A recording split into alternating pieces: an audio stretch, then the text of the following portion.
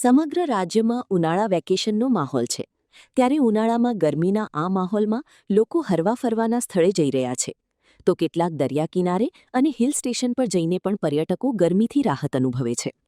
જો કે રાજ્યના પડોશમાં આવેલો સંઘપ્રદેશ દમણનો દરિયો પણ અત્યારે પર્યટકો માટે હોટ ફેવરિટ છે. ઉનાળાના વેકેશનમાં મોટી સંખ્યામાં પર્યટકોની ભીડ દમણના દરિયા કિનારે જોવા મળે છે. દમણનો દરિયો દેશભરમાં જાણીતો છે. દમણનામાં દર વર્ષે દેશભરમાંથી પર્યટકો ઉમટે છે. દિવાળી અને અન્ય વેકેશનના માહોલમાં દમણનો દરિયાકિનારો પર્યટકોથી ઉભરાયેલું જોવા મળે છે. જો કે અત્યારે દેશ અને રાજ્યભરમાં કાળઝાળ ગરમી પડી રહી છે. એવા સમયે લોકો વેકેશનના આ માહોલમાં પરિવાર સાથે ફરવાના અને હવા ખાવાના સ્થળો જઈ રહ્યા છે. જો કે આવા માહોલમાં દમણના દરિયે પણ મોટી સંખ્યામાં પર્યટકો જોવા મળે છે. ઉનાળાની કાળઝાળ ગરમીથી રાહત મેળવવા આ વર્ષે પણ દમણના દરિયાકિનારે મોટી સંખ્યામાં પર્યટકો ઉમટી રહ્યા છે. આથી દમણના દરિયાકિનારે મેળા જેવો માહોલ જોવા મળે છે. લોકો અહીં આવી અને ગરમીથી થોડી રાહત મેળવી અને પરિવાર સાથે આનંદથી સમય પસાર કરે છે. ગોવાના દરિયે મોટી સંખ્યામાં પર્યટકો જતા હોય છે. પરંતુ દમણની સરખામણીમાં ગોવા વધારે મોંઘું પડતું હોવાથી બજેટમાં ફરવા માટે પર્યટકો ગોવાની બદલે હવે દમણ પસંદ કરી રહ્યા છે. દમણના દરિયાકિનારેનો વિકાસ થતાં હવે પર્યટકોની સંખ્યા પણ વધી રહી છે. સાથે જ અહીં દરિયાકિનારે horse riding, camel riding, boating અને અન્ય બાઇક રાઇડિંગ સહિતના આકર્ષણો છે. આથી અહીં પર્યટકો વેકેશન માણી યાદગાર સંભારનું પોતાની સાથે લઈ જાય છે. આમ ગોવાની સરખામણીમાં દમણ સસ્તું પડતું હોવાથી મોટી સંખ્યામાં પર્યટકો દમણના દરિયાકિનારે ઉભરાય છે. સોલંકી કૃપા. સોલંકી હાલમાં ક્યાં ફરવા આવ્યા છો ને કેવો મોસમ છે? એકચ્યુઅલી હું સુરતથી આવી છું અને દમણમાં વેકેશન એન્જોય કરવા માટે આવ્યા છે અમારી છોકરીઓને લઈને. તો બહુ જ એન્જોય કર્યું અને બહુ જ મજા આવી. અહીંયા બહુ સારું વાતાવરણ છે. તો નજીકમાં જો બેસ્ટ પ્લેસ હોય તો આપણે દમણ ગણી શકીએ, કેમ કે દમણમાં આપણને એઝ ગોવાના કમ્પેરમાં અહીંયા રાઇડ્સ પણ મળી જાય છે. અને ગોવામાં આપણને થોડી એક્સપેન્સિવ પડે છે, અહીંયા તો આપણા બજેટમાં પણ મળે છે. બીજું કે આ બહુ નજીક પણ આપણને પડે છે, તો આપણે અહીંયા ફરવા આવી શકીએ. વેકેશનનો માહોલ છે શું કે સુરતમાં ગરમી છે, અહીંયા કેવું છે? સુરતમાં ગરમી બહુ જ છે, નો ડાઉટ અહીંયા પણ ગરમી છે.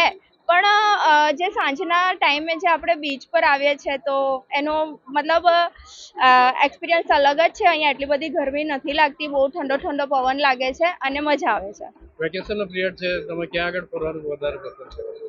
મેં તો થોડું જોવા જાઉં તો આપણે ગોવા અને એ બધે તો જઈ નહીં શકીએ, બહુ એક્સપેન્સિવ પડે છે. તો અગર બજેટ ફ્રેન્ડલી અગર ફરવું હોય તો બચ્ચાઓને લઈને આપણે ક્યારે પણ દમણ તો આવી શકીએ છીએ. મારું નામ ભાવેશ ચુડાસમા છે અને હું મુંબઈથી ફેમિલી સાથે આવ્યો છું. તો અમે ગોવા કરતાં દમણ એટલે પ્રિફર કરું કે અમારે નજીક પણ છે અને 5 વર્ષ કરતાં અહીંયા ઘણું ઇમ્પ્રુવમેન્ટ થયું છે. બીચીસ વગેરે કાફી ક્લીન છે અને એની રાઇડ્સ કહું તો રાઇડ્સ ગોવા કરતાં દમણમાં બહુ જ સસ્તી છે. જે અમે 15-20 હજારમાં થયું હતું ફેમિલી ટૂર, આ અડધા ભાવમાં થયું ને ઇમ્પ્રૂવ પણ ઘણું થયું છે. એટલે અમને બહુ મજા આવે છે.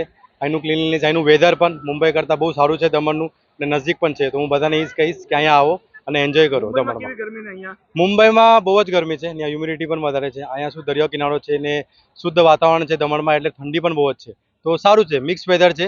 બટ કમ્પેર મુંબઈ દમણ બહુ સારું છે. તો તમે આવીને એન્જોય કરી શકશો. ઉનાળાનું વેકેશન ચાલે છે. ઉનાળાનું વેકેશન છે તો નજીક છે એટલે ફેમિલી સાથે ઓફકોર્સ બચ્ચાઓ આવશે બધા, તો રાઇડ્સ બધાને સસ્તી હશે તો તમે લોકો સસ્તામાં અને સારું એન્જોય કરી શકશો. તો હું કહીશ કે ઉનાળા વેકેશનમાં બધા દમણમાં ફરવા માટે આવો.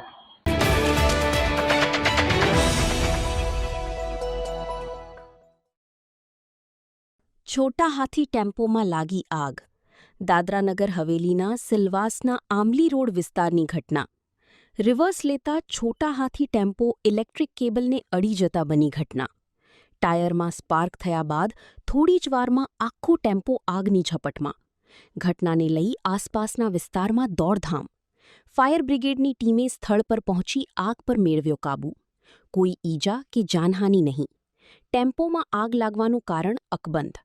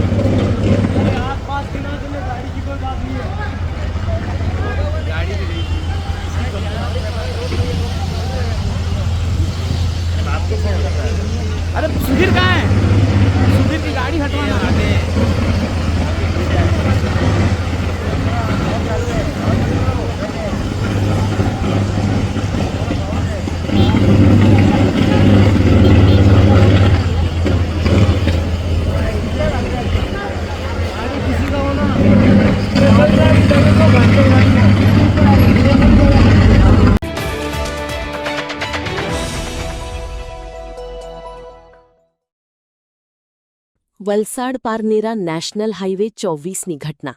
પારનેરા નેશનલ હાઈવે પર સર્જાયો ટ્રિપલ અકસ્માત. અજાણ્યા વાહન ચાલકે અચાનક બ્રેક મારતા પાછળથી આવતા 2 ટેમ્પો અથડાયા. અકસ્માત બાદ અજાણ્યો વાહન ચાલક સ્થળ પરથી ફરાર.